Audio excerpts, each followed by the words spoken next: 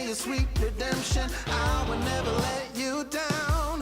Will it ever get sunny? Oh, I wonder, honey, baby, how you make me sway. You say it will. I'm calling your addictive brand. You say it will, yeah. I'm crossing the obsessive line. You say it will.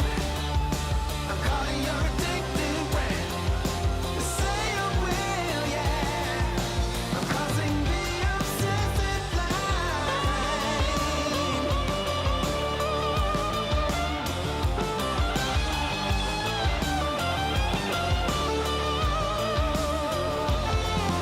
Saw you rolling steady, took it kinda heavy. Baby, I'm a loving kind. Jaded loving hazard doesn't really matter. Baby, say you will be mine. Take my affection and my safe protection. I will always be around. Will it ever get sunny? Oh, I wonder, honey. I'm trying to be.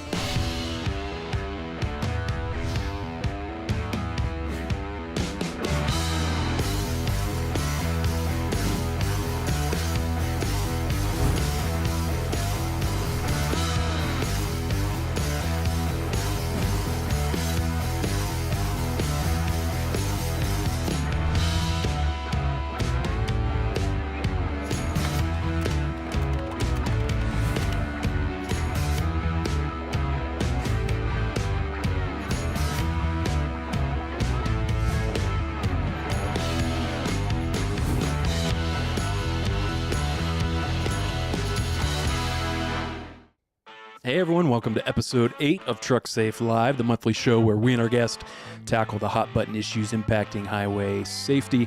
I'm Brandon, this is Jerad. Hey everybody. We are with Truck Safe and Childress Law, both of which are dedicated to helping motor carriers develop and maintain cutting-edge safety programs. Jerad, it's almost the most wonderful time of the year. Indeed it is. March Let's bring on the Madness. Spring. March Madness was what I had in mind. I'm thinking spring. So tired of the cold right now. Both wonderful. Although my Butler Bulldogs just lost out in their Big East conference, so it was a little that was a disappointing. rough one. Yeah, we were watching that before we got started here, so too bad for that. Oh well, maybe we'll return to their glory days here soon enough.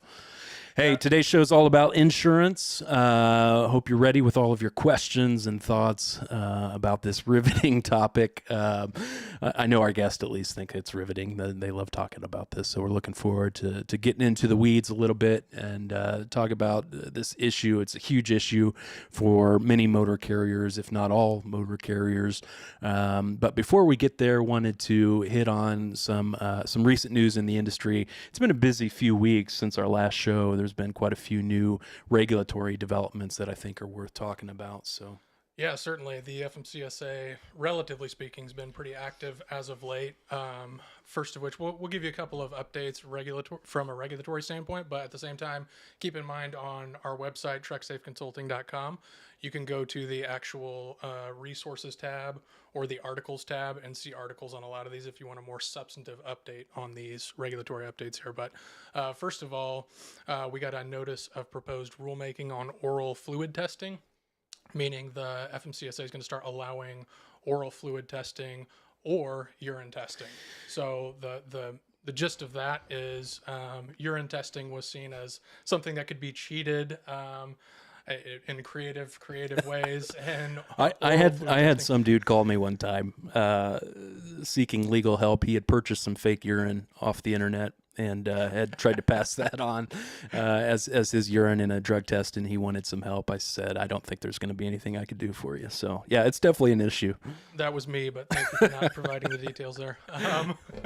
So we've got that one, and then also we've got a final rule doing away with the annual certificates of violation. So for a very long time, I mean, this has been kind of a duplicative thing that motor carriers have had to go through, doing their annual MVR and then also the annual certification of violation. So common sense, final rule on this, getting rid of the annual certificates of violation. But there is an interesting jurisdictional wrinkle.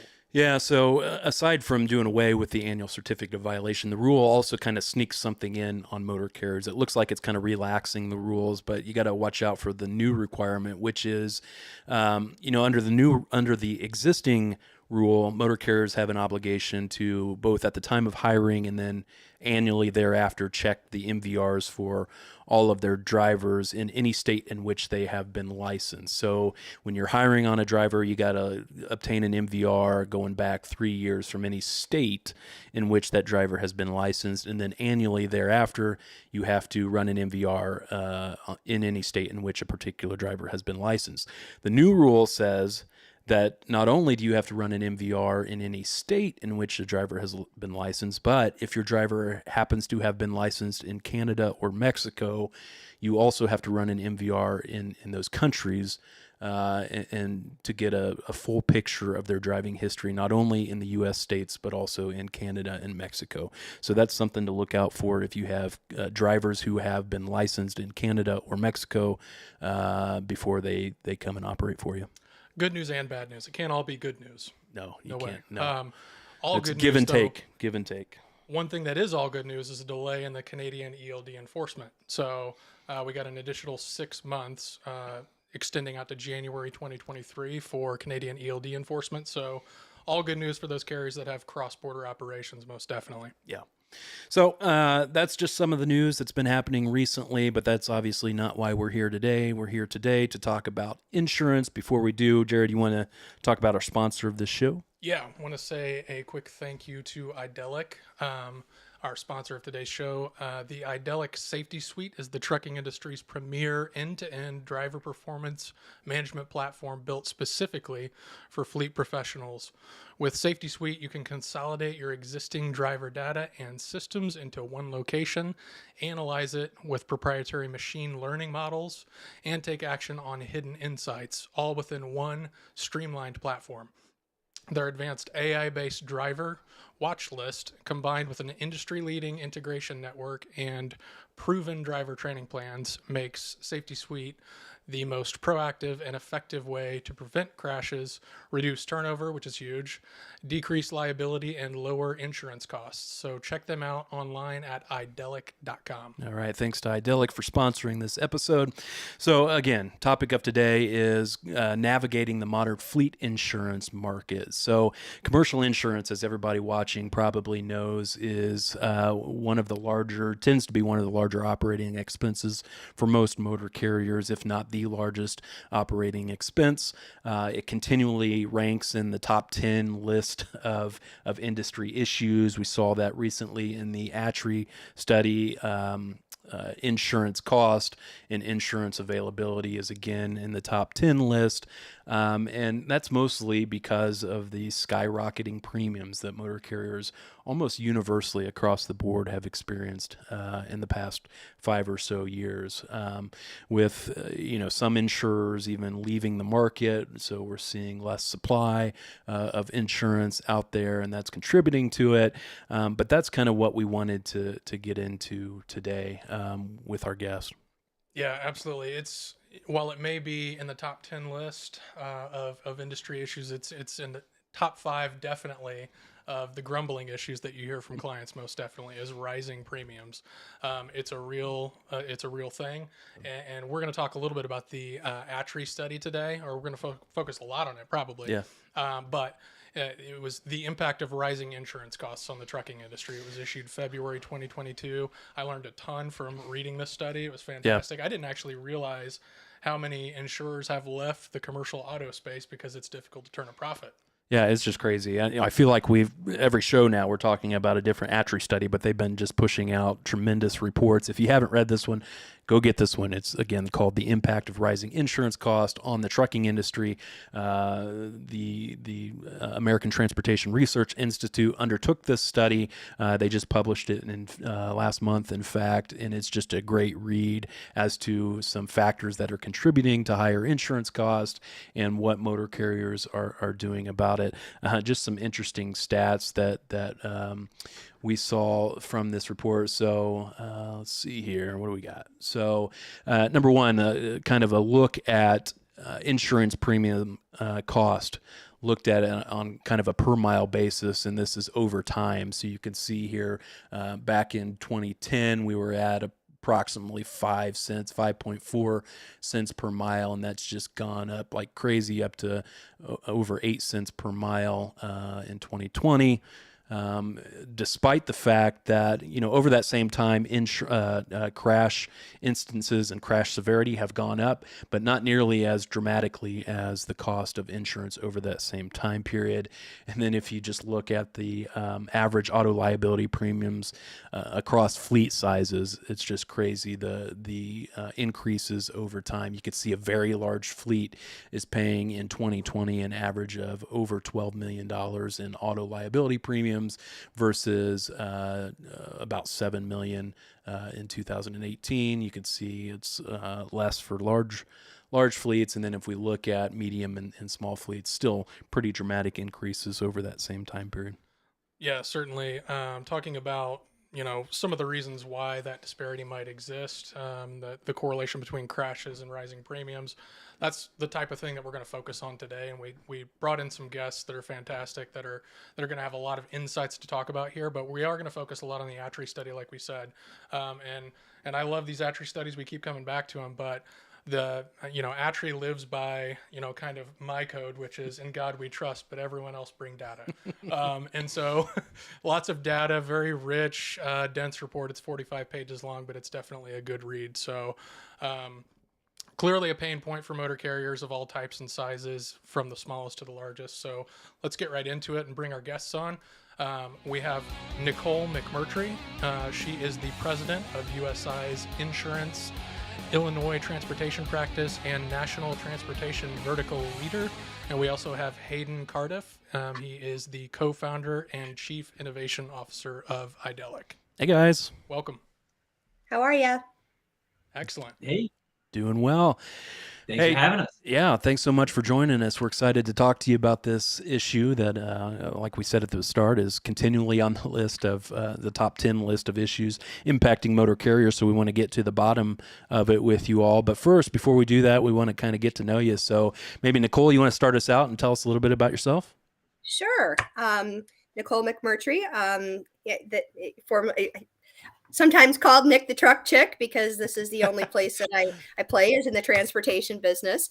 Kind of tripped and fell into insurance about 31 years ago, decided to move 24 years ago to come and play with the big boys here in Chicago. And I've spent my entire career at USI in the transportation vertical. Kind of interesting background because I've held different positions in the organization, both on the client service side. I've worked on the technical resource team. I'm a certified director of safety, so I've actually been engaged with clients from a loss control and safety standpoint. And now I'm a sales leader at USI. So a little bit diverse background. It's just an interesting industry, and I don't know that I could do anything else. I'm not sure that I love insurance, but I do love trucking. Well, there you go. Hayden, we're having him back. He was on an earlier episode. If you haven't seen that, go back and check it out. It was about driver shortage and kind of driver onboarding topics. But Hayden, why don't you introduce yourself? Absolutely. Again, thanks for having us, guys. So Hayden Cardiff, founder and chief innovation officer here at Idelic. So we, like I said, we provide a driver performance management platform that enables our customers and the fleets that we work with to not only help retain those drivers, but make them more productive, have greater safety outcomes, and really what's near and dear to our hearts, make sure that those drivers get home safe each and every night. Insurance obviously plays a huge role in this, because when you have better safety outcomes, you have better grounds for better insurance premiums. But in today's environment, we'll talk about it's not necessarily always the case, or at least as much as fleets want. And so my background, been in the transportation industry for coming up on 9 years now. So it has been a fun and exciting journey. But you talk about your love for ATRI. I have that same love and realized how impactful they are within the industry. And so I actually joined the research advisory committee. So excited to be able to go back to meet with my ATRI buddies here coming up next week. So excited for this next year of study and kind of data that the ATRI team will be able to provide. So I love this industry as well. So just like Nicole, I mean, it was something that I kind of found my way into, but it's been fantastic. And sit on the board of safety committee at the ATA and on the board of governors at NPTC, and do a lot of engaging and speaking at a lot of these different conferences as well. So it is an industry that's now near and dear to my heart. So I'm excited to dive in and hopefully be able to provide some insight of what we're seeing out in the marketplace today as well. There's Awesome. never a dull moment, is there, Hayden? It keeps you on your toes. There really right? isn't. There Seriously, really isn't. I don't know that I could ever do anything different than what I'm doing, because you almost get addicted to the constant change that is the transportation industry. Yeah, or the phone calls talking about fake urine. Well, and I think the beautiful part is, and obviously we'll this is going to be a big part of the discussion, but just like the fact that we get to work with such just terrific professionals with the drivers, right? Like, and I think that's obviously like the backbone of not just our economy, but this industry. And we always talk about it, but man, the drivers are fantastic, and getting to engage with them, share stories with them, hear about the wild things that they have to deal with on a day-to-day basis, and dealing with us motoring public. It's humbling. And so, yeah, it's just it's a very great honor to be able to work within this industry. So Hayden, to that point, and I'll be quiet after this, but there was a period of time there, about 10 years, that I was the chairman of the Illinois Professional Truck Driving Championship. And I gained a whole new respect for our drivers that are out there on the road when I could not score as high as they did while I'd operate the golf cart around the course. Seriously, like, how are they scoring better than me? I'm driving something that's 10 times smaller than them. But what I loved is my son, as you know, I married into trucking too. I'm married to a third generation trucker, and I'm doing everything I can to make sure my son doesn't end up in this industry, because I don't think they get the respect they deserve. But he got to work with America's Road Team and got to see some of the things that they went through, and it was just really awesome. So. And don't discount the difficulty of driving a golf cart either. This is true.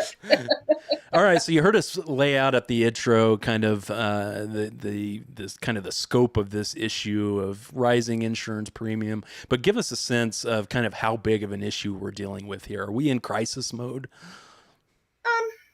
I wouldn't go as far as saying crisis, because the reality is this. I mean, rates have been increasing for the better part of the last 6 years. We are, in fact, starting to see some leveling off for the best performing fleets, for the ones that have engaged the use of technology and are utilizing it to its maximum ability. They're hiring the right drivers. If they're hiring lesser experienced drivers, they're having good, solid finishing programs and training programs. So I don't believe we're in crisis mode, evident by the fact that over 100,000 new motor carriers have came in. But we are in a position of, now it's time to step back and say, is an alternative program structure what I need to look at from a cost containment standpoint? We lost a lot of capacity. There is new capacity coming back in, but those new providers are doing a little bit more.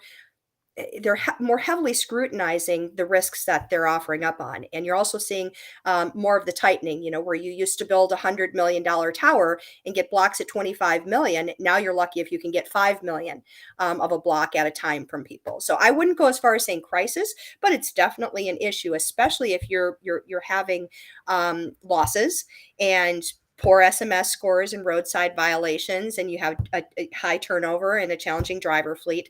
Then it can get pretty icky and ugly. We've seen some crazy rates out there. When you see $30,000 a truck, you say, well, that one's not going to be around much longer. Nicole, I think you hit it on the head, right? Like it comes down to, and obviously, again, this is one of the big topics of today, but it comes down to what you're doing in response to it, right? Like you mentioned that the rates have been double digit on the rise for the last six years. Yeah. That rate increase has happened because carriers on the whole, right, from a commercial auto standpoint, haven't really turned a profit in almost a decade. And so you're looking at these rising pressures and forces, and like the nuclear verdicts kind of trend that we're seeing is here to stay. And I think that to me is, I agree, like we're not in crisis mode, but I think that we need to be very cognizant of where we're at and where this industry and where the country is heading. The litigation landscape isn't changing.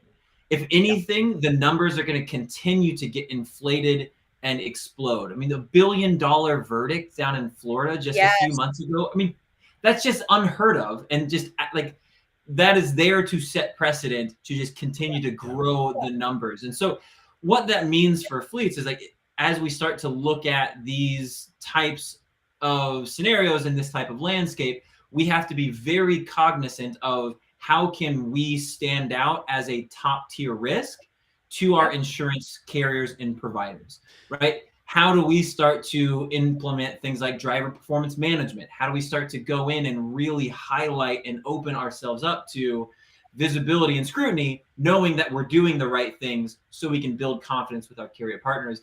Those types of scenarios are what's going to help us to start to curb a lot of that increase. But we're definitely not out of the woods. No, we're not. Well, and you bring up the nuclear verdicts, and that is part and parcel to what's going on. I mean, when you think of some of these large excess insurance companies, their pricing was, fractional for a $25 million limit in comparison to the primary. And they ended up paying, I can't remember which one of the insurers it were, but the one got hit for over $100 million of excess claims in one given year.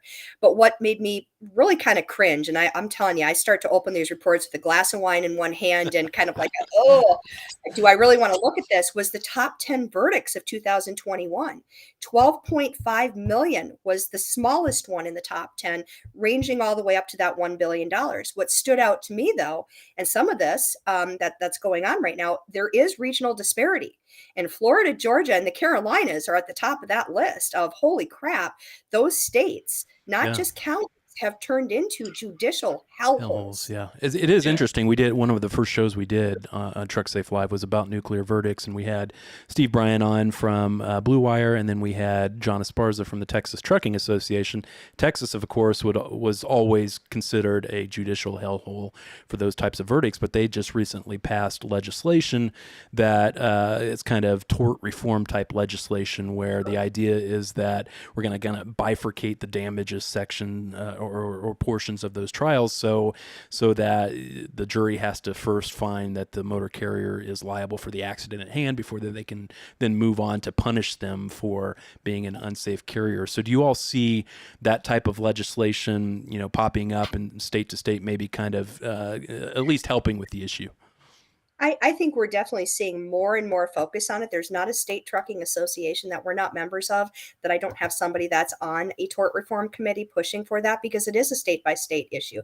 We're not going to see a federal mandate just saying this is what it's going to be unless it's tried in federal court. And we know that doesn't happen very often.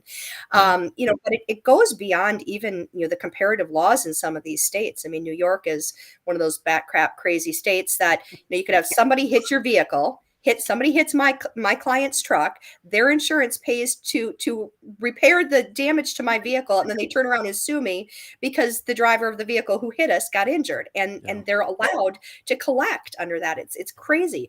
But some of the other stuff driving that is just, you hear social inflation. It's a real thing. We live in an environment where they're very anti-corporation. A lot of that goes back to the government bailouts that happened, and the belief that if you have money or you have more money than the person that was injured, somebody's going to pay. And it's become less about what's right or wrong and more about who has the deeper wallet. Yeah. And again, that's spot on. I think that mentality is obviously terrifying for fleets, but I think the other side of it is really what it boils down to. Like, plaintiffs' attorneys are taking fleets and putting them on trial as opposed to drivers, right? They're looking for any and every excuse to say that you as a fleet were negligent, you as a fleet were not doing the right things that you needed to do systematically to make sure that your drivers as a whole are safe and operating in the right way. And so I can't tell you how many horror stories we've heard where again, driver was not at fault for the crash, and then the plaintiff's attorney goes in and finds inconsistencies with the hiring practices, with the retention practices, with the progressive discipline, whatever it is, coaching, training, for drivers that weren't even involved in the crash. And and these fleets are now being paraded around, highlighting that, look, it wasn't this driver, but it doesn't matter. It was all of these other drivers, and they're next, right? If you don't punish this fleet now, these are the ones that are going to continue to terrorize your communities, and this fleet needs to be taught a lesson, right? And it's those types of systematic processes that all kind of fall under this bucket of driver performance management. Like if you as a fleet aren't buttoning down those different pieces, right, from driver recruiting to onboarding to orientation to identifying at-risk drivers to coaching, performance, all those different aspects, if you're not tying all them together, then you're going to be in a world of hurt when it comes to these Agreed. types of litigations. Yeah. Nicole, you mentioned the social inflation. I think that kind of factors into it, what Hayden's talking about. It's this idea that we as a society have over time started to shift our mindset about how we treat or what we do to bad actors in the context of litigation, right? So, when we talked about in our nuclear verdict show, back in 2010, these types of verdicts were almost unheard of, but now the average verdict size is something crazy like 8 million or 12 million or something like that. It's just like we've just had this societal shift, and a lot of that, some of that can be controlled by motor carriers, right? Because some of the things driving those verdicts are poor safety performance, but a lot of that is beyond the control of the motor carrier. It says more about how the plaintiff's bar is acting in litigation, what's being told to the jury. So is that the kind of idea behind this social inflation? It absolutely is. And what's interesting about it, when you really look at the crash frequency of large trucks, it's went down over the years, and a lot of that is because of the response of these juries. People have learned that we have to be more obsessed with safety, and they are operating their fleets in a more safe and efficient manner. But it's still not enough. But the things that they're using, and it's crazy because if you have technology but you didn't use it to its fullest capacity, they'll use that against you. I mean, don't put cameras on and then not proactively manage it and just use it for reactive management after a claim. Not coupling all of the data that is available between a PSP, the driver's MVR, utilizing previous crash data, their driving behaviors, their any exception reports they're getting. If you're not using that, it's going to be used against them. And people are like, okay, you have a higher responsibility. This is what you do for a living. Your job is exclusively to operate a big truck on the highway, just like my job is to be an insurance professional. I can't commit insurance fraud when I'm not on duty. So to say, you can't have bad driving behaviors, whether you're outside of the truck or inside the truck. So I think it's a little bit of that. Somebody's got to pay regardless of fault. But then I also think about how sophisticated the plaintiff bar has really become. Our defense counsel, they're great. There's a lot of great defense attorneys out there, but they don't strategize the same way that plaintiff attorneys do. And they're handling a heck of a lot more cases in most circumstances than the plaintiff attorneys are.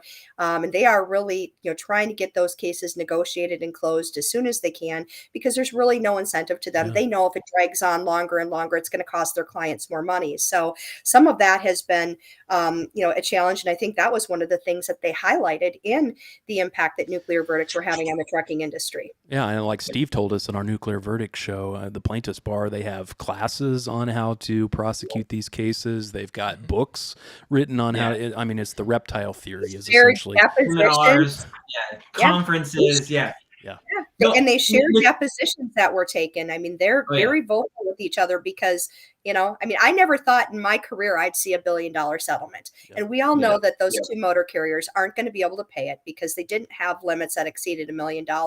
But the message they sent was loud and clear. It's monopoly money.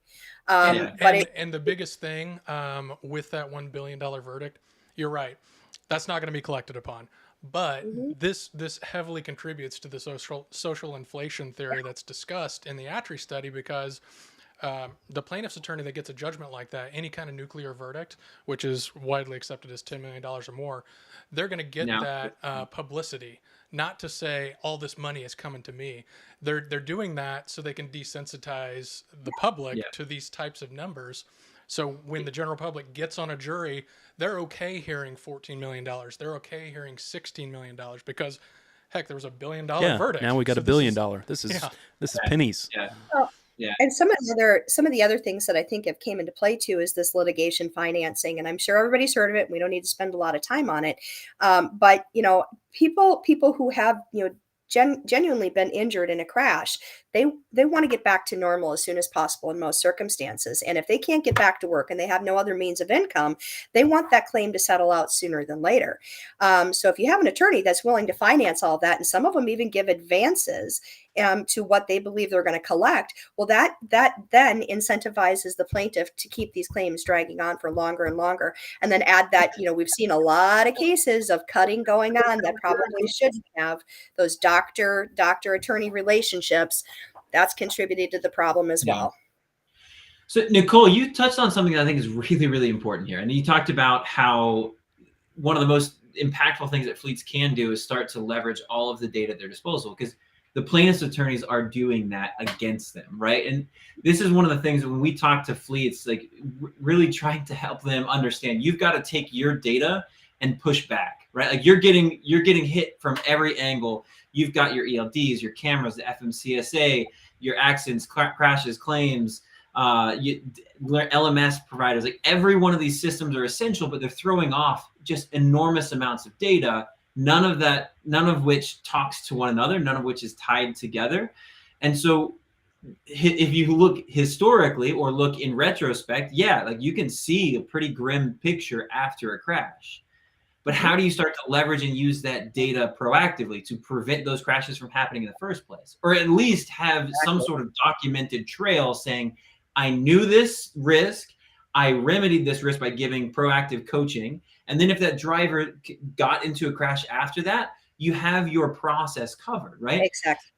And so this is one of the things. Of any exceptions to that rule. I mean, exactly. That's the key. If you say this is what we're going to do and you don't do it, then you need to document why. Yeah, exactly. Where your Exactly. defense before you even have to do it. Exactly. And so that's one of the things, like as we, when we talk to fleets, that's our biggest message is, look, you've got to start to consolidate, integrate all of your different data and systems together into one place, right? That gives you that tactical view, that single pane of glass, but it can't stop there. You've got to be able to leverage things like machine learning, predictive analytics, different ways to take that data and make sense of it. Now get insights out of that to say, look, I now know exactly who my most at-risk drivers are. I know exactly why they're at risk, allowing me and my team to get buy-in on what we're coaching them, and then allow the drivers to get buy-in on why they need to change their behaviors. And then lastly, they need to be able to have a way to now go in and actually provide coaching to that driver, all of it documented, have clear, consistent coaching messaging that's distributed out to all of their drivers. Like when you have that kind of holistic plan and you have that kind of scalable platform, you can now really make sure and cover all your bases when you're going into litigation, feel so much more confident and secure, regardless of whether your driver's at fault or not. Now you have the data and understanding to say, you know what, like our process is consistent. We're not going to be left out to dry when it comes to plaintiffs' attorneys trying to attack who we are as a fleet and our internal safety culture. James is asking, in practice, are you seeing increased settlement amounts due to the fear of a nuclear verdict in litigation that would drastically increase loss run values even for less severe events and thus premiums? Is that something you're seeing, Nicole?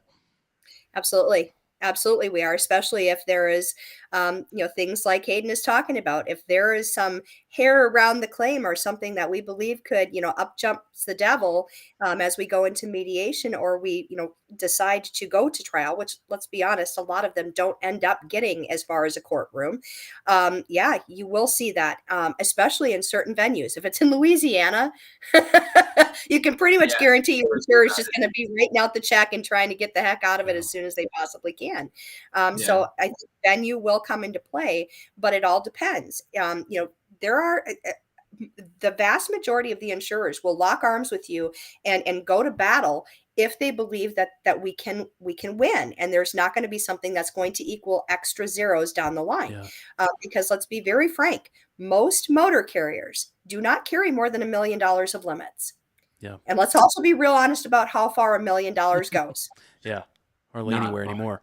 Well, and then Brian said early on here, even more have left the excess market. I think that's one of the things we saw in the Absolutely. ATRI study, right? Was with the volatility in the excess market, we've seen a lot of excess insurers either leave the market, or we've seen a lot of motor carriers who have traditionally carried excess insurance lower their excess in order to try and combat the rising premiums. But the interesting thing I think we took away from that report is even though they've reduced their coverage, their premiums still have gone up, which is just crazy. I want to go back to one of the things we were talking about, which is technology, because I think both of your points are exactly right. It's something that Jerad and I are always cautioning clients on. We had a whole show on that was titled "Drinking from a Fire Hose." It's this idea that, now that we're putting more and more technology into the truck, we've got all of this data coming at us, terabytes of data, and in my view, and I know Jared's view, if you're not doing anything with that data, it's almost worse than not having the data to begin with, right? Because then you're putting yourself in a position where you're going into court and you're having to explain why you have all, access to all of this great data that's showing that driver John Doe shouldn't have been on the road, but you weren't even looking at it. Now you're going to have to explain why you did that. No, I almost 170 hard braking events. Tell me why you didn't do anything with these 170 hard braking events. Well, crap, I didn't even know that my system could give me that information. Yeah. Hey, Brandon, here's the thing, and this is to me a really hot topic and a very important issue to dive into, because you're exactly right. Like, if you have the data and you're not doing anything about it, that's not good. Like, I'm like, just call it what it is. That's not good. But I have heard from other fleets in the industry that they are using that as the argument to say, well, then I don't want the technology. I don't want the data, because I know that today we don't have the process or the people or whatever internally to be able to effectively look at and manage that. And to me, that mentality is worse. I think that is one of the scariest things that you can hear from a fleet is, hey, you know what? You're right. There's just too much liability in having a data, so I don't want it. Yeah. The issue with that, and why that's a incredibly backwards and kind of false mentality, is plaintiffs' attorneys know that technology and that data is readily available. So if you are actively turning it off And or not affordable. exactly, and affordable, right? If you're actively turning it off, say like I have an ELD and no cameras, and I'm just turning the telematics, the harsh braking, the speeding alerts off of my ELDs and only looking at hours of service, you're handing the plaintiff's attorney a negligence claim on a silver platter. If you're not investing in these technologies that are affordable and readily available, then you are going to be found negligent, because other carriers are implementing. Exactly. Right. Right. Because the minimum standard has raised. And so if you don't do the things that you need to do, if you're not investing in the technology, then you're going to be seen as below that standard. So the question now isn't, should I have the information or data or system or technology or not? It's, what do I now do to make sure that I'm using it effectively? Do I go out and get another platform, another system to help me wrangle all the data and make sense of it? Do I hire people internally to what can I do now to make sense of it? Because you can't bury your head in the sand anymore. Yeah, I agree with what you're saying, Hayden, 100%. I think one of the threshold issues that I've seen that's problematic for carriers is they'll get their hands on an ELD platform, say, that has telematics offered or kind of included, or it's a nominal fee. And they say, hey, that sounds great. And they just go about their business with the ELD. And in the background, all this telematics data is reporting. And sometimes it's even a scorecard for the driver. The driver will have an F. and there will be no history of coaching. That's a huge problem. So carriers, when they're looking into telematics, ELDs in particular, they need to understand what all is being recorded. That's huge. Turning it off, that's a conversation that can be had at a later time, but at least understanding what's being offered. Yes, exactly. One thing I wanted to ask you too. So in the ATRI study, there wasn't a direct correlation between putting safety technology on a commercial motor vehicle and a reduction in premium. I understand that replacing the vehicle may be more expensive with the safety technology added on, but I was a little surprised to see that there wasn't kind of a direct correlation with adding safety technology. That's a tough question, but please. Yeah. I can talk on this for a while. So Nicole, if you want to start, go for it. I have good insight and strong opinions here. So Yeah, there's a couple of things. Number one, depending on what that safety technology is, whether it's, let's talk forward-facing cameras exclusively, okay? Forward-facing cameras don't always result in better driving behaviors immediately. Okay. And when you have a client who has a self-insured retention, and most of the crashes that may now be avoided are the ones that are being paid within their self-insured retention, they're automatically getting the benefits of that technology and in crash reduction costs because they're not issuing as many checks. It takes a while for it to catch up. I mean, let's be very honest. The insurance industry traditionally looks back into previous behaviors and past losses before they start giving you any type of premium reduction. Simply putting cameras in the trucks are not enough. Simply putting in other telematics are not enough. You have to be able to show them what you're doing with that data and how it's going to equal a safer fleet, or you're going to have to wait until you start getting some time under your belt to show that you're actually seeing crash reduction. Now, I'm going to joke a little bit because I am a fan of telematics, but I also travel quite a bit, and I'm used to Lola. That's my Expedition. She's beautiful. My 2016 Expedition, and she's got certain safety technologies on her that I'm very used to. When I travel, I always try to be in a Ford because I'm comfortable with their safety technology. But there was a time when I was in Dallas that I had this beautiful Jaguar SUV. And this thing was buzzing at me and pulling me back to the left and slowing down when I wasn't. I couldn't figure it out. So we've actually seen when there's not training, when you correlate that into driving big trucks, when you don't have solid training during orientation or somewhere along the way, if you're switching the types of vehicles that these drivers are in, if you're not training them on how to properly use the technology, it can be incredibly distracting and actually increase your crash costs if you're not properly training them. I want to know what rental company you go to get Jaguars. Yeah. Hook us up. Oh my gosh. When I go to Columbus, Ohio, they have my beautiful black on black Cobra. She has her own spot. It's her own. It's like, it's not like go to spot A16. It's like, no, go to Nicole's spot. It's like those Tom Brady commercials with the Tesla. All right, Hayden, let's hear the wind up here. Yeah, well, Nicole, I think you hit it on the head when you said, just because you add technology doesn't mean you're going to get the outcomes you want, right? And that's the big reason. Like, for so many years, insurance carriers gave premium reduction discounts and subsidies on cameras and other telematic devices because they were sold and bent on the fact that if you put a camera in the truck, you're going to decrease liability, drivers are going to get better coaching, all those different things, and they didn't see the impact when it came to severity and frequency. They didn't see the impact that they were looking for. And it's because just adding the technology alone doesn't do anything, right? This is one of the things I keep going back to driver performance management. Like, you have to be able, as a fleet, to systematically coach and engage your drivers when you see those challenges or issues arise. And it can't be just off of one siloed piece of data, right? If you have a driver with one harsh braking alert versus a driver with 3 harsh braking alert, who are you naturally going to coach? Driver with 3. That just makes sense. Unless you realize the other driver has a moving violation, a backing accident, 2 speeding alerts. Now who's most at risk? It's this other driver, right? Like, you have to see that holistic picture. You have to effectively identify that risk before major events. You have to be able to then go in and coach and really operationalize your safety. So, like, most fleets that we talk to have just a small handful of titled safety professionals, right? That's just that's how the industry is, and that's fine.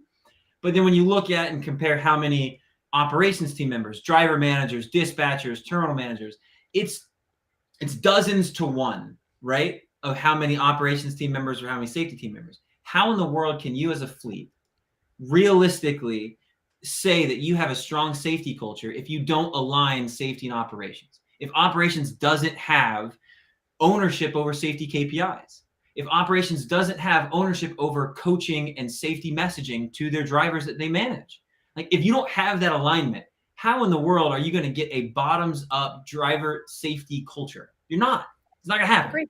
And so you have to have you have to actually be able to effectively go in and change behaviors right, to be able to get the outcomes. And this is obviously I get all fired up on this one because like as a company, we're actually you're not wrong though. You're right. I know. You're As a right. company, we're actually getting ready to start. We're actually creating an MGA and going out to insure our customers because they're not getting the value in the markets, or they're not seeing the benefit of their safety outcomes as quickly as they need. So we're going to do it for them, right? And we see like with our customers who use these types of methodologies, really focus on driver performance management, they're seeing 20, 30, 40% reduction in frequency within the first year of kind of working together. And like, those are the kind of things that you want them to get credit for.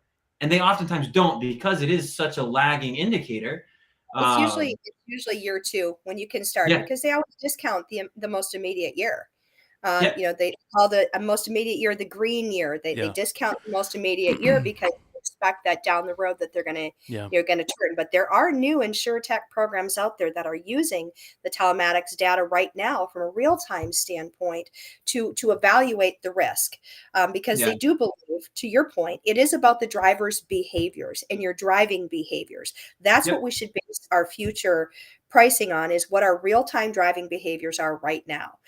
Because if you have made corrective action, you've drank the water, you've sprinkled the magic fairy dust, and you said, I've found religion. Hail ye, I'm going to get on board with this. It takes forever to dig out of that hole. And some of those new InsurTech programs have really done a nice job of figuring out how to let them reap some of those benefits immediately, instead of 2 or 3 years down the line. Well, I think that's what fleets, at least in my experience, are missing. It's like they get so focused on one aspect of it. I've put this technology in my truck, so why am I not seeing the premium reduction?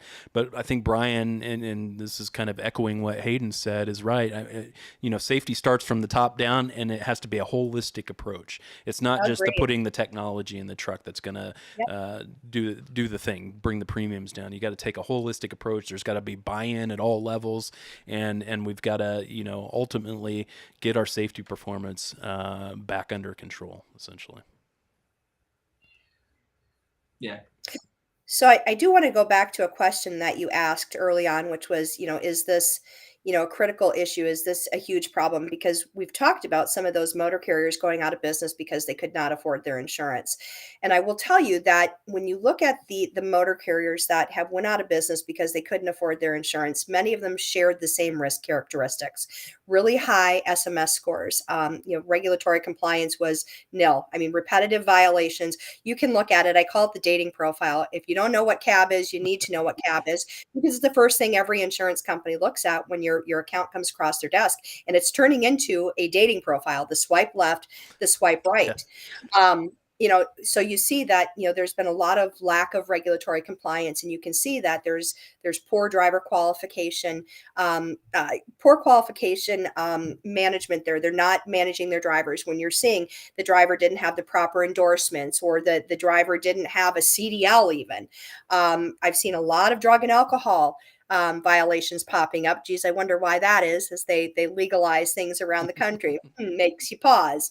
But claim frequency and severity issues. If you write trucking insurance, if you write trucking insurance, you anticipate there's going to be a bad day. And that's the thing that a lot of people forget about, is you have to build a little bit of a piggy bank. You can't have $1 million claim for 3 years in a row and think your insurance company is not going to raise your rates. But those anomalies, you should have an expectation that if you're doing the right thing, those anomalies aren't going to continue. But lack of technology and improper use of that, poor driver quality and high turnover, those all seem to be inherent. But there's also been another group of those motor carriers that have went out of business because they've had settlements that are not nuclear verdicts, that are just in excess of their policy limits. $4 million here, $5.8 million there, and they carried $1 or $2 million in limits, and they were forced to liquidate. Go ahead, Hayden. Oh, I was just going to say, like, one of the things that we oftentimes don't hear about, but does play into this conversation of rising insurance rates, is driver turnover.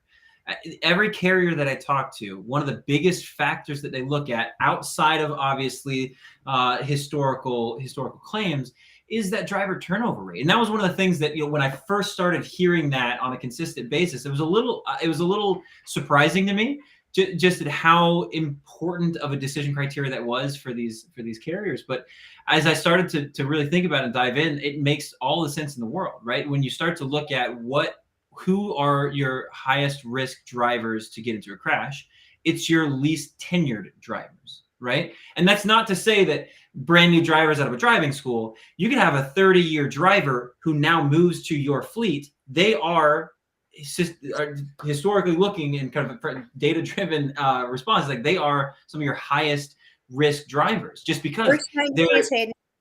yeah. First And 9 so, days. and so when you start to look at that, you start to dive in, like why is there so much turnover? And as we talk to all our customers, all the fleets that we work with, vast majority of turnover happens in the first 3 months. Yep. First 3 months of a driver coming onto your fleet. What does that tell you? That tells you that as fleets, we are historically bad at separating orientation from onboarding. Those are two very different things, and we don't do a good job of onboarding, right? We don't do a good job of expectation setting and handing off and understanding where the expectations were set from recruiting to orientation to the operations teams for onboarding. And understanding that onboarding isn't just that 3 to 5 day orientation period or a 2-week period after where you've got a driver trainer in the truck. It's 6 to 12 months. That driver isn't fully bought in and understand and assimilated into your culture and your fleet for at least 6 to 12 months. So how are you enabling your driver managers to connect with those drivers, asking personal and kind of family questions to get to know that driver better, deepening that relationship, again, understanding the expectations that they have, and then having the data and visibility to be able to see is that driver on a week-to-week basis on the path to meet those expectations around mileage, home time, all the things that they care about. Yeah. Right. And being proactive in that engagement. So like that's something that we focus really heavily with our customers. And as we start to do that, as they start to actually implement those better professional development plans and onboarding plans, they see the driver turnover go down. And funny enough, their safety outcomes improve. When turnover goes down, safety improves. Like both of those things are incredibly high. Right. Their crashes improve. Yeah. And their crashes improve. Yeah, I think James is kind of echoing this point. He says safety is often bogged down with other tasks such as recruiting, HR, IFTA, et cetera, as safety is often seen as a financial liability. This coincides with Hayden's point regarding the ratio between ops and safety. Yeah. Yep. Let me ask one quick question about excess coverage here. So in the ATRI study, they pointed out that excess coverages are kind of going down, right? I heard someone make the point the other day that in theory, to your point earlier, Nicole, most of the plaintiff's attorneys are settlers. The vast majority are settlers. They want to settle cases. They don't want to actually litigate cases and put them in front of a jury for obvious reasons. And they want to sink their teeth into these big, juicy excess policies. So if the ATRI study is indicating that excess policies are, being reduced, do you think that's going to have a chilling effect at some point in the future on the plaintiff's bar going after these nuclear verdicts aggressively? No, because when you look at those nuclear verdicts, think about those nuclear verdicts and who those motor carriers were, and the vast majority of them didn't carry limits anywhere near the amounts that they settled for.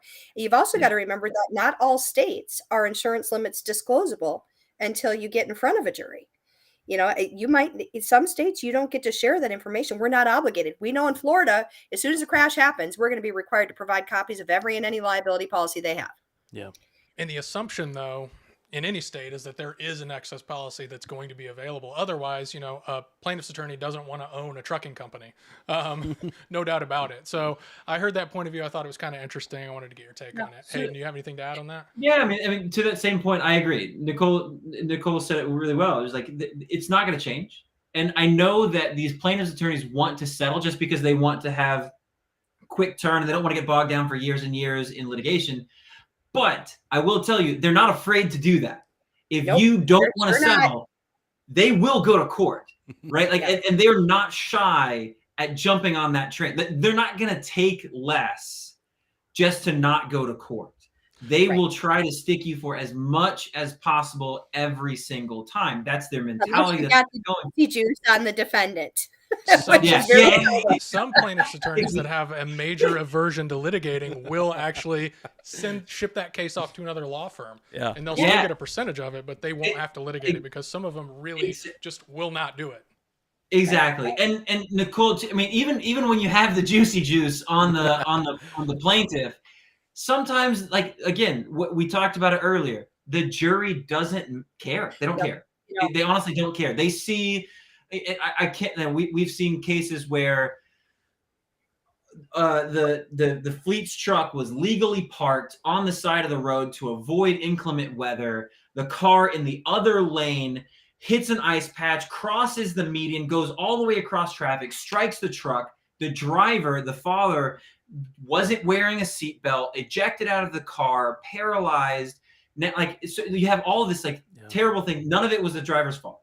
Yeah. But then the jury sees that, and Truck even if shouldn't the have been driver, there. yeah, exactly. Structure, I think but the advice I always give, Hayden, is nothing good ever happens on the side of the road. If you're on the Yeah. side of the road, your Preach. hazards better be on, your triangles better be out, and get off the side Yeah. of the road as soon as you can. Y- Because yeah.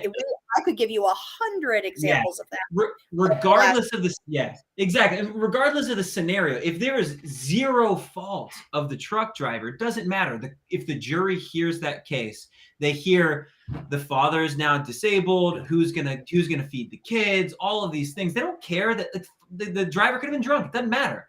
Yeah. They don't care. They just see who's going to pay for this. Someone has to pay for this. Yeah. Oh, truck company. Oh, they've got dollars. They can pay for this. That's Exactly. Yep. Yeah. So I know we've got 6 minutes left, and what we really came to talk about We can go was how do over. we mitigate this, right? Yes. How do we mitigate some of this? What are the insurance companies looking at? And you've already heard me talk about, some of these insurtech programs that are out there, the Nirvanas, the coffees, the HDVIs that are doing things very, very differently, and they're exciting and interesting because they're looking at things a different way. And I think we need to. The industry has to evolve and not always be a rear view mirror looking type industry. We have to start looking forward. But there's some things that, we've already talked about, and I'm just going to stay kind of, very high level. But these are the things that are going to help you mitigate those costs and understand. And I get this all the time where you have the driver that's had, multiple violations for hours of service. Geez, Jim is my best driver. And then you start working backwards and showing him how much he's costing that motor carrier in downtime. And when they get put out of service, having to flip things out, when they start seeing him as the expense that he or she really is, instead of seeing this as my guy that just gets the load there, it's a different conversation. But you have to be safety focused. Top to bottom, you have to be safety focused. Those are the motor carriers that aren't getting 30% increases year over year. They're just not, because everybody is fighting for that type of business because they operate a really well-run organization. You need to be actively involved in your claims process. If you think you're just going to turn your claim into your insurance company and walk away and say, have a nice day, and you're going to get the best defense available, shame on you. Don't do that, because these claims adjusters are doing the very best that they can. But most people aren't waking up in the morning and say, damn, I really want to be a large liability claims adjuster. They're handling 150 to 200 cases, some of them. And when they hand it over to defense counsel, they're putting it on autopilot and hoping that defense counsel is doing what they can to minimize that. I cannot tell you how many times in the last year I've heard we're going to mediation tomorrow and defense counsel wants to have a conference call to talk about this case because they haven't really looked at it yet. What the heck, right? You have to be actively involved in those claims. You got to hire the right drivers. I know, we could argue, is there driver shortage? Is there driver distribution issues? Is there a combination thereof? But you got to hire the right drivers. Not telling you to take a pass on those that might be borderline, but set expectations, hire what you expect, and monitor them, and don't violate that. And if you do, document why. We hire our own problems. When I have a client call and say, Nicole, I knew this was coming, I was waiting for the shoe to drop, I say, shame on you. If you say to me, this driver was one of my best drivers, he had a clean record, never was receiving violations, didn't have any safety issues, that's when I say, that's why you buy insurance. Bad crap happens to good people every single day. Establish those good policies, those safety procedures, those policies, remedial measures, and live by them. And if you're using technology, for the love of gosh, understand the capacity and capability of it, use it, and make sure you have a data retention policy that supports it in the event of a crash as well. Yeah. And pay attention to your contracts. I mean, I hate to say it. You want to mitigate your risk. Right now, it is a motor carrier's market. I would be renegotiating every contract I had right now, because when it's a shipper's market, they want $10 million of coverage and everything else. Really pay attention to what you're being responsible for in those contracts. That's how you mitigate some of those costs. I can jump into recommendations, or I can be quiet unless you ask some questions. Well, let's hear your recommendations, because then I want to hear Hayden's recommendations, and then maybe we'll just wrap it up with those. So some of the recommendations, undoubtedly, in the last 2 years, especially since COVID started, because everybody's tight on capacity, I am seeing people starting their renewal process way too late. You cannot be starting your renewal process T-minus 3 weeks from your renewal and expect to get the best of what's out there. You have to be starting by having a conversation with your agent at least 120 days out from your renewal. Do a review of all the things that the insurance companies are looking at: your roadside violations, your losses, your drivers, and the quality of their records, and anything else that might come into play. But you have to start at that 120-day mark to start planning and thinking about what are some of the other options I want to look at. We're seeing a lot of motor carriers looking at higher deductibles, a lot of motor carriers looking at captives, some of them actually reducing deductibles because they've shrank their fleet size. But if you want to, really evaluate those programs, you need to have the benefit of time. And let's not forget, a lot of these insurance companies are in the same position that us agents are, that a lot of different offices are. They are very, I want to say short-staffed, but because they're remote, they don't have the same capabilities that they do when they're normally in the office. Don't shop every year. We have clients that think the only way you're going to get a good program negotiated is if you go out and shop that program every single year. I'm here to tell you it has a counter effect. I cannot tell you how many times we get declinations because a motor carrier has went out to market every single year. They have made it strictly a price play. I get it. We're in a price sensitive business, but motor carrier insurers are looking for partnership. They don't want to be in business with somebody that has been with 5 different insurance carriers in 5 years, because you know what? They know that they're probably not going to make money on that. It's like you're building the piggy bank for your rainy day. And while it may satisfy your short-term needs, you're not thinking long-term strategy when you do that. So don't be jumping around every year. Evaluate your different deductibles. Don't just think about the premium savings, think about your expected losses. Part of that report that you were talking about earlier, the impact that the rising insurance is having, if you look at as deductibles go up, what has traditionally went down with the paid losses? It came down. It's a lot more painful when a motor carrier has to write their own check out for that truck that they hit. Yeah, I thought that was a crazy finding, that they reduce coverage, but then they get safer because they're now worried about it coming out of their own pockets. Right. Or they reduce or they'll increase their deductible. And now, as they're increasing that because they have to pay it. Now it helps improve cash flow. Yeah. And because it improves cash flow, that allows you to reinvest in different safety technologies or put it back into your business to better manage those losses. I'd rather you take a $25,000 SIR and invest in Idelic to help you manage that than take a first dollar program and say, well, we don't have enough money to pay for it. So would Hayden. Exactly. I wouldn't disagree with you. Right. Yeah. Monitor your roadside compliance scores. You heard me talk about the dating profile. If you haven't seen your CAB report, plaintiff attorneys have access to this too, and it basically emulates what SMS would look like if it was still publicly available. It'll see your red ISS, and there's a lot of insurance companies out there that if you're red, you are a hard and fast no. They won't even consider it regardless of the story. But you also need to be able to tell that story. Don't just send it out. And this is where I think USI does a very, very good job for their clients, is the narrative that we create and how we take our analytics, pull it all together and tell the story to the marketplace and say, this is why you want to do business with this. I get it. You can see all of these bad things and these challenges they've had, but here's all the things they're doing and why you should take a shot at this. If your agent is just sending out the application saying, hey, see the attached application, quotes are due by this date, I want $4,000 a unit, I'm pretty sure it goes decline as soon as they see it. Yeah. You have to be a professional professional storyteller in this market right now to give them comfort, because what these underwriters are seeing is $1 billion verdicts, $25 million verdicts, $12.5 million verdicts. So it's that simple. Start early, be strategic. Don't think you're going to get the best results by shopping every single year and playing people against each other. Shop every couple of years. I like that, James. You're absolutely right. Higher deductibles also mean the carrier will report less to the insurance company. You're correct. In some cases, if you've got authority to do that from the insurer, you're absolutely right. And just be aware of the different things the insurance companies are looking at. Great points, Nicole. Hayden, you want to wrap us up with some recommendations from your perspective?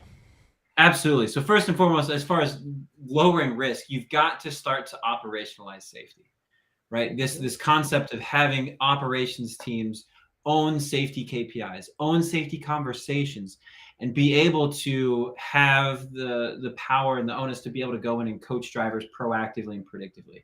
And that really wraps up into the overarching sentiment of driver performance management. This is one of the things that we see fleets spend way too few time and resources on, which is helping your drivers to be productive and safe, right? And that starts from the top down and being able to understand the communication across all your different departments, making sure that the data is flowing and integrated across those different systems, right? ELDs, cameras, FMCSA, dispatch, HR, LMS platforms, all of that has to tie together so everyone has visibility across all those different systems.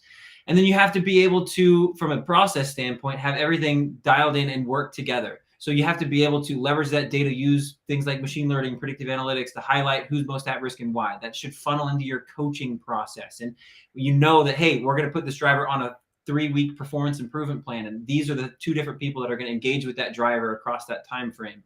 Here's what they're going to talk about, the specific coaching points. It has to be systematic and understood. How that engages with your progressive discipline process, as well as your awards and recognition process. How you start to make sure that your retention policy on who you keep as a driver, Nicole highlighted as well, also lines up to your recruiting standards, right? And you're documenting well why you're hiring or not hiring certain drivers, and that those documented processes and those reasons make it across and line up with your retention strategy. So all of that from a overarching process standpoint, that is driver performance management. That is helping your drivers to understand what their expectations are and meet those expectations on a daily basis. And once you start to do that, your retention improves, safety improves, claims go down, and all of that together allows you to go out and have a much more compelling story that Nicole and her team can help you craft when you go out to market to get better rates. Well, thanks to you both. We're obviously out of time here. Great conversation, great insight from both of you. Hey, before we wrap up here, tell us where people can find out about you or your services and what you got going on. Nicole, you want to start us off here? Absolutely. www.usi.com. Easy enough. You should be able to find my contact information out there. Awesome. Yeah. Hayden? Same here. Hayden at idelic.com if you want to reach out directly. But you can find all kinds of information and content around driver performance management and operationalizing safety within idelic.com, idelic.com. Thanks again, guys. Really appreciate it. Jerad, you want to wrap things up here? Yeah, thanks a lot, guys. I feel like we could have used an extra half hour no on kidding. that show. So look out for the blasts on our next show, which is going to be March 30th at 3 o'clock Eastern Time.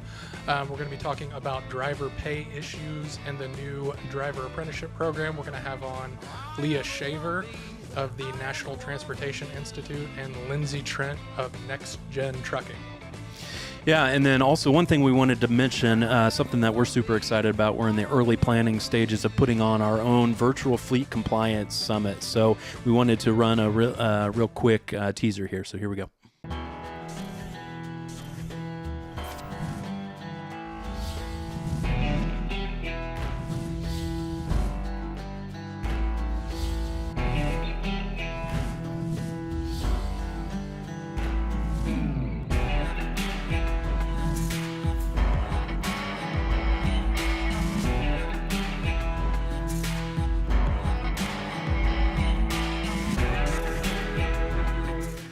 So be on the lookout for that. We're going to be probably opening registration for that at the end of March. We're, like I said, still in the early planning stages, getting all of our speakers lined up. It's going to be a great event. It's going to be all about risk mitigation, a bunch of practical tips for motor carriers to help reduce the risk.